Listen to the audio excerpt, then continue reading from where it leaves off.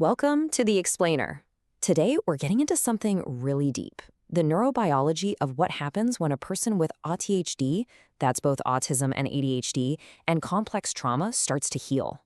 We're talking about the journey from pure survival mode to genuine authenticity, a shift that really does rewire everything. All right, so to get into this, let's start with a phrase we hear all the time, speaking your truth. But what does that actually mean when your entire nervous system has been built for survival? And this question right here is the key to the whole thing. For someone with AuDHD and a trauma background, speaking truth isn't about being the loudest person in the room. It's a much quieter and honestly a much more radical act. It's the simple choice to stop abandoning your own feelings, your own perceptions, just to keep the peace or feel safe. And this is absolutely crucial to understand. This isn't just about changing your mind. The source material calls it a neurobiological reorganization.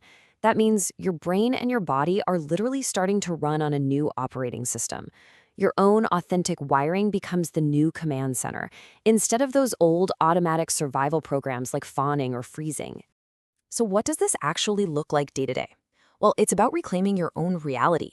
It could be something that sounds simple but feels terrifying, like saying, hey, when you raise your voice, I feel unsafe and I need to stop this conversation. And then you actually do it.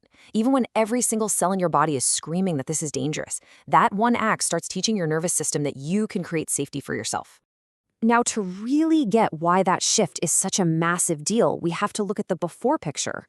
What does a nervous system even look like when it's been marinating in survival mode, sometimes for an entire lifetime? The source material points out that these survival strategies tend to fall into two big buckets, which are shaped by social conditioning. And it's super important to remember that these are just patterns of response. They are not rigid identities, and they are definitely not tied to any one gender. And this slide just lays it out so clearly, doesn't it? It shows the two sides of the very same survival coin. The feminine-coded response tries to survive by managing everything out there, through hyper-empathy, taking all the blame, and pushing down anger.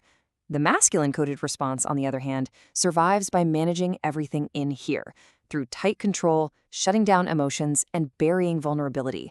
Both are just trying to stop more harm from happening. And the source material has this really powerful way of framing it, calling them patriarchal scripts. Basically, they're like learned roles that pressure people into these very specific and often very harmful ways of coping. So one side ends up performing this kind of self-erasure to keep things calm, while the other puts up these massive walls to stay in control. And neither one leaves any room for a whole, authentic person to show up.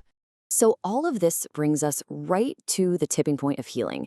And this is where we run into a really deep paradox, one that can feel incredibly confusing if you don't know what's going on under the hood, neurologically speaking. So many people with AuDHD talk about this. As they start to do the work and heal, they suddenly feel more autistic or more ADHD. Their sensitivities are through the roof, they need way more alone time, and their patience for things they used to just put up with is suddenly gone. It can really feel like you're going backwards, but you're not. This, right here, is the whole key. That feeling of things getting worse is actually the great thaw. It means your nervous system isn't frozen in survival mode anymore. You're actually coming back into your body. And for maybe the first time, you have enough safety inside to truly feel and register just how much pain, how much sensory overload, how much self-betrayal you were actually living with. It's a huge sign of progress. A big part of this thaw involves the amygdala. Think of it as your brain's super sensitive smoke detector. Trauma basically trains it to pull the 5-alarm fire drill for something as small as someone's tone of voice changing. As you heal, the thinking part of your brain comes back online and can say, okay, I see the alarm, I feel the fear, but we are not actually in mortal danger. And that's a game changer. And this is the goal state we're aiming for. Polyvagal theory calls it the ventral vagal state. It's that grounded, present, safe, and social feeling. From this place, you can set a boundary without screaming, you can speak your mind clearly, and you can connect with people without your nervous system being on high alert. Okay, so this all sounds amazing, right? But how do you actually get there? How do you consciously start to build this bridge from a life run by alarms to one that's grounded in real safety? Well, the first thing to get, and this is huge, is that you can't just think your way there. You can't just decide to be different. You have to literally build new scaffolding for your nervous system. It's all about creating new experiences that lay down new neural pathways, proving to your body bit by tiny bit that a different way of being is actually possible. And this gives us a kind of practical roadmap. It all starts with safety, finding people or practices that let your body truly, deeply relax. Then you practice what you could call micro-truths, tiny little acts of honesty in situations that don't feel like life or death. You learn to use body-based tools to stay present when you speak. And, critically, you make sure your support system actually gets AuDHD wiring. And finally, you start to reframe those traits you were told were too much and see them for what they are, your internal guidance system. Okay, and this brings us to the final and maybe the most powerful piece of this whole puzzle. This incredibly personal internal work of healing your own nervous system, it doesn't just change you. It creates these massive ripple effects in the world all around you. When your system is stable, you're able to integrate both of those energies we talked about, the relational and the directional, into a balanced whole.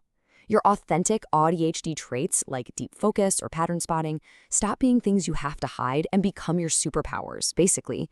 And most importantly, when your body no longer believes that betraying yourself is the only way to survive, those old unhealthy relationship dynamics just run out of gas.